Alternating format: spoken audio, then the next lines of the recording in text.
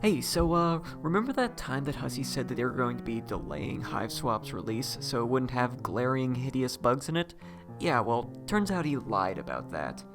Literally, the day after Act 1 came out, we managed to find a hilariously broken glitch that actually allows any character to switch out with any other one, and in this video I'm going to actually show you how it works. But before I get into that, I'd like to give some credit to Homestuck Discord users Steve, iJester, Dingus, and Skyplayer for helping me figure this glitch out and allowing us to run the fullest extent of what we know right now. To explain it simply, it all hinges on one strange error that the game's engine has when moving through a loading zone, which is an area where one scene moves into another, such as moving from one room to the next room, or moving through rooms that have multiple screens to them.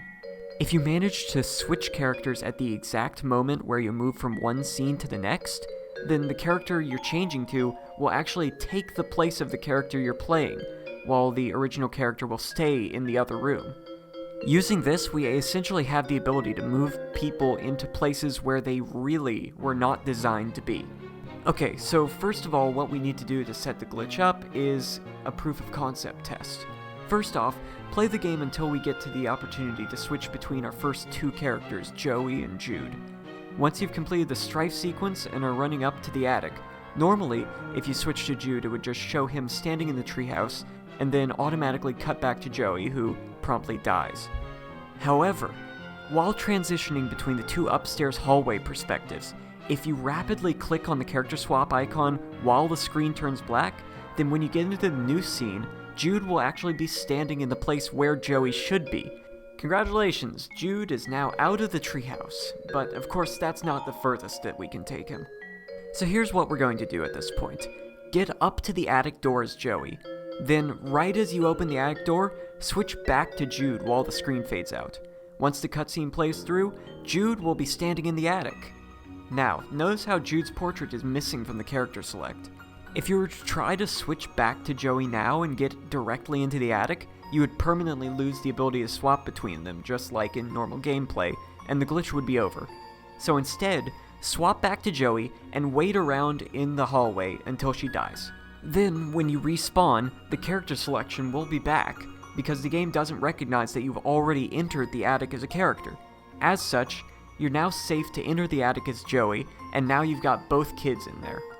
From here, just bring Joey over to the portal, uncover it, and then use the portal key, switching back to Jude right as the cutscene starts playing. Once it's done, Jude will now be on Alternia. He can literally take the place of Joey throughout the entire game now, since there are no Earth items that are necessary from the continuity of Alternia onwards. Things are about to get a bit more strange now, if they weren't already strange enough. Get to the point where you first become Zephyros, and would you look at that, you can swap between him and Jude now. As tempting as it is, don't do it just yet.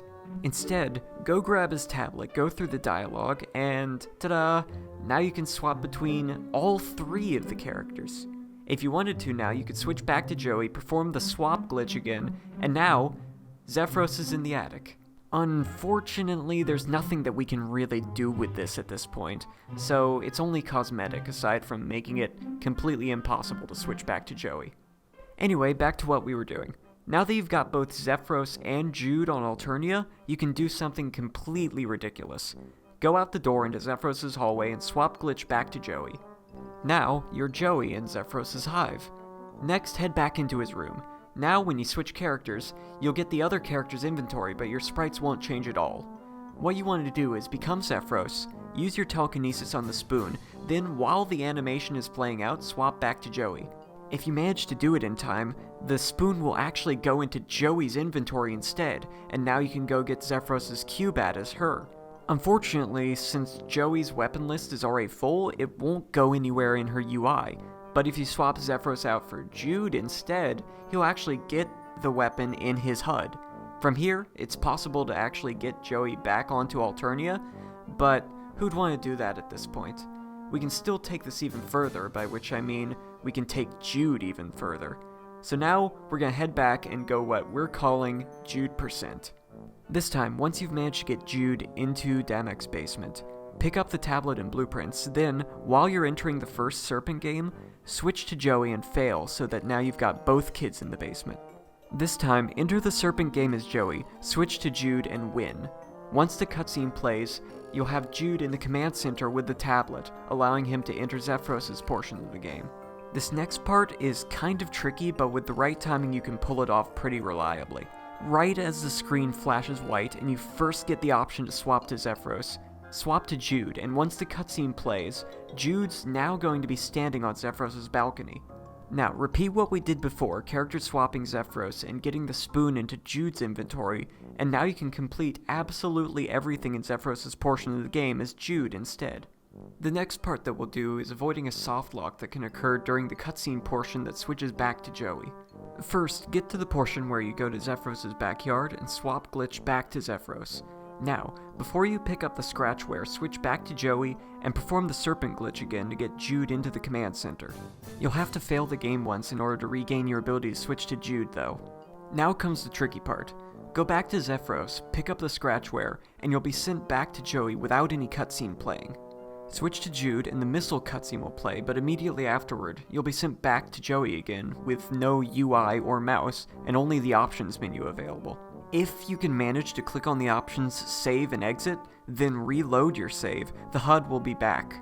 Now just swap back to Jude again, the second cutscene will play, and now Jude will have the power cube.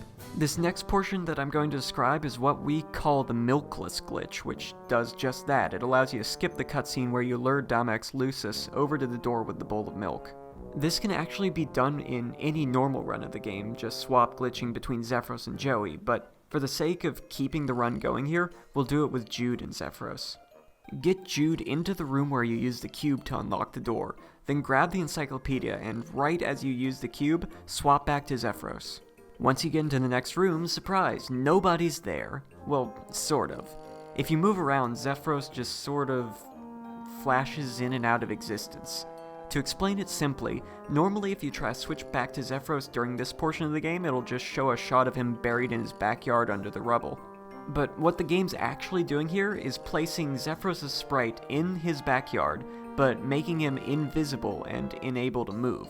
As such, he has no animations from here on out until the end of the game. So now that Ghost Zephyros is in Damex's living room, we'll actually start performing the Milkless glitch. Start up the second Serpent game, swapping to Jude in the process. Thankfully, so long as you know what you're doing, it's not actually required to fail the game to get the password, so that's some time saved already.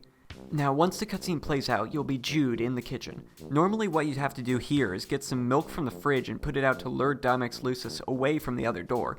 But if you switch back to Zephyros, the game recognizes that there's already a character in the living room and assumes that you've already put the milk out, so it just completely skips the cutscene altogether. At this point, we're actually in the final stretch of the glitch, so everything else is completely simple. Head upstairs, grab the hover sled and med kit as Jude, then switch back to Zephyros, perform the swap glitch one last time, fix up Dear Cat, ride over to Zephyros, use the hover sled, and congratulations! You've completed the game with every Alternian item in Jude's inventory, including both tablets, every single one of Zephyros' items, and Zephyros' Strife Specibus as well. There's actually one more thing that I'd like to cover now that Skyplayer found out during the process of me making this video. First, back on Earth, go down to the living room and get the E-batteries out of the universal remote. Now, you'll want to continue on the Jude % route, getting Jude onto Zephyros' balcony and putting the microphone into his inventory. Swap Joey into Zephyros' hive, then bring her back into his room.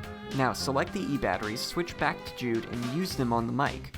Conveniently, they happen to fit perfectly, and the microphone is actually going to work again.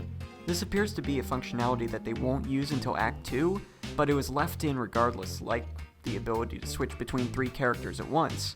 But unfortunately, since you're not supposed to be able to do it this early, you can't really interact with the powered microphone as any character. I'm certain that we'll be figuring out a lot more ways to break the game shortly, so stay tuned for updates, and the speedrun leaderboards for this game should be online soon enough. And at this point, we really have no idea what effect this will have on importing a save to Act 2 or beyond. I'll be making more videos in the future as new glitches for this game get uncovered, so until then, just keep trying everything and we'll see what happens.